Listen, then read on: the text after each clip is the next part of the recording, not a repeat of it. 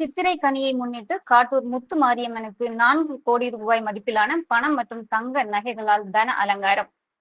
தமிழ் புத்தாண்டு சித்திரை கனி தினத்தை முன்னிட்டு அனைத்து கோவில்களிலும் சிறப்பு பூஜைகள் மேற்கொள்ளப்பட்டு வருகிறது. அதன்படி கோவை காட்டூர் பகுதியில் உள்ள முத்து மாரியம்மன் கோவில் மூலஸ்தானம் முழுவதும் 100 ரூபாய், 200 ரூபாய், 500 ரூபாய் நோட்டுகளால் அலங்கரிக்கப்பட்டது. மேலும் முத்துமாரி அம்மனுக்கு தங்க நகைகளால் தன அலங்காரம் செய்யப்பட்டது. இதன் மொத்த மதிப்பு 4 கோடி ரூபாய் ஆகும். தன அலங்காரத்தில் காட்சியளித்த முத்துமாரியம்மனை பக்தர்கள் ஏராளமானோர் வரிசையில் நின்று தரிசனம் செய்தனர். இதனால் அப்பகுதியில் போக்குவரத்து மாற்றம் செய்யப்பட்டுள்ளது.